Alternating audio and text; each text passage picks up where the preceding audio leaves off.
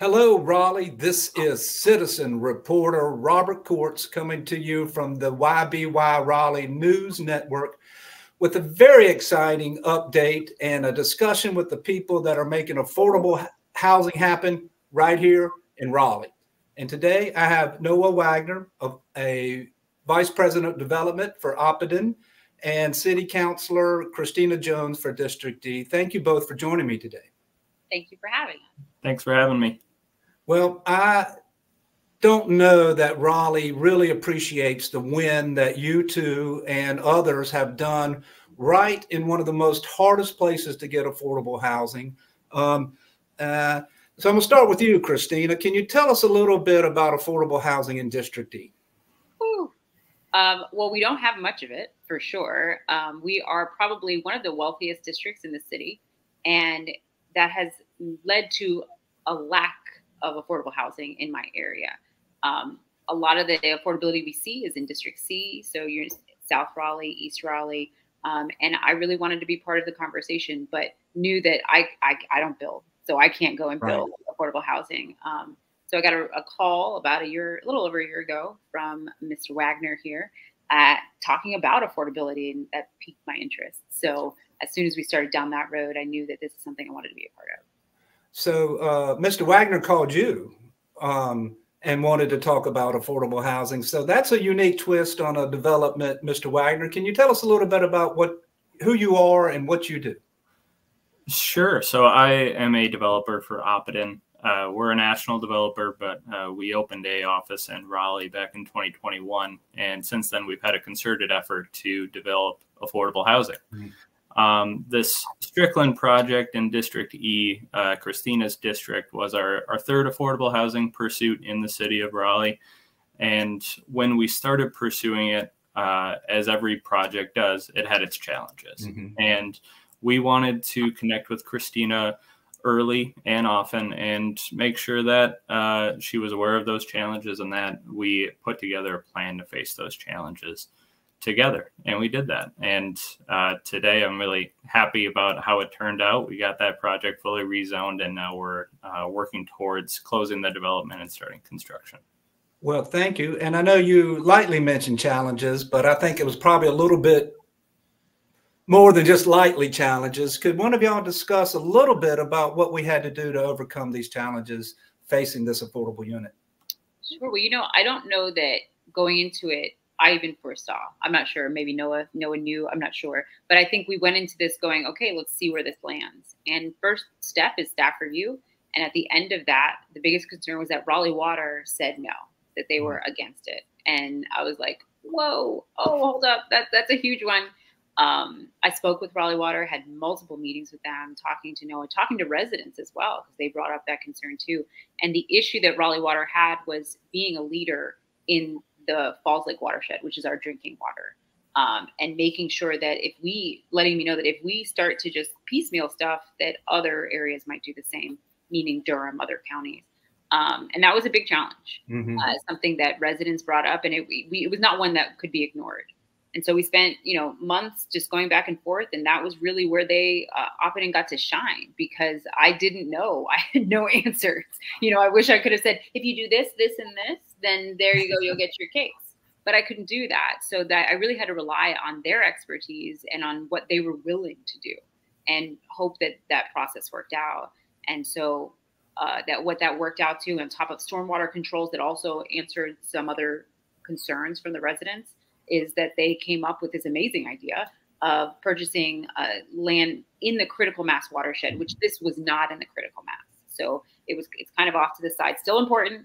I want to make sure it's clear. Still crucial for the watershed, but it wasn't in where our Raleigh Water Department felt was the critical area.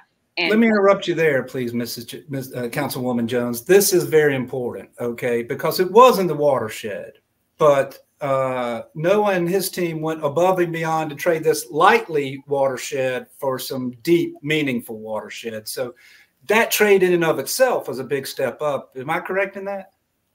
It was huge. I'm sorry, Noah, go ahead.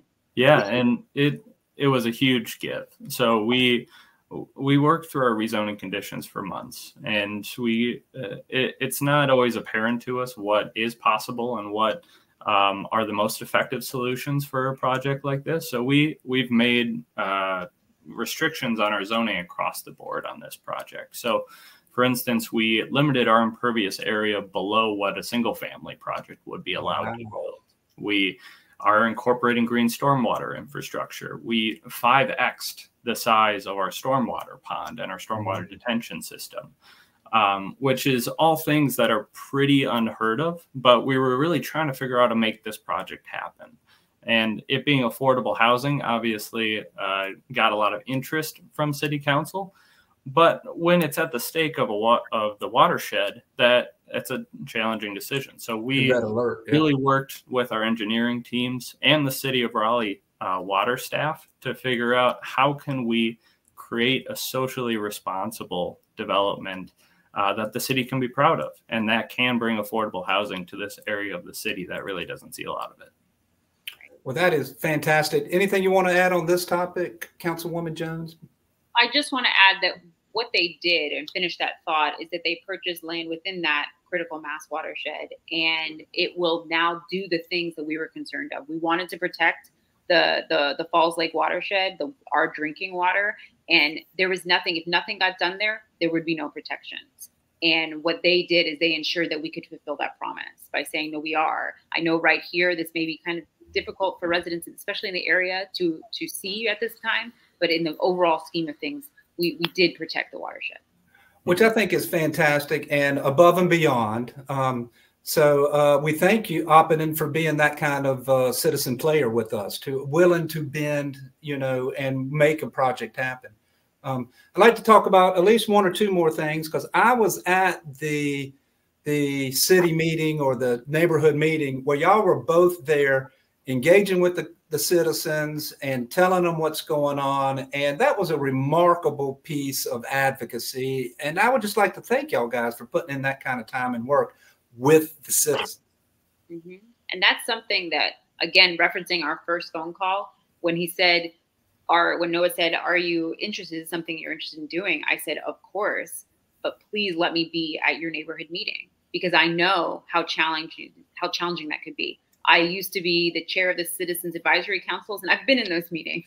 I've been there when the developers have had to go and explain their projects. So I knew how challenging that could be. And I wanted residents to know from the start where I stood. And it was up to them to help change my mind. But I wanted to be upfront from the beginning, so there was no doubt on their end where I stood throughout the entire process. And so really appreciated him inviting me to that, and being able to stand there and explain to residents my stance. Well, no, you also had a good showing there. I mean, you really had your vision. You were listening to the citizens. And there was always, when you're talking about something new, there's some opposition, but you stood your ground with the facts. And it was an impressive display of your commitment to affordable housing, Mr. Wagner. Yeah, Robert, I really appreciate that. And those meetings are always challenging, especially for the residents and the developer, because there's a lot of new information being shared that oftentimes is shocking to the folks in the room. So yes, having participation from Councilwoman Jones went such a long way in making that project feel more welcoming from the get-go, and also showing those residents exactly who their city contact was, to ask questions and to talk about the project.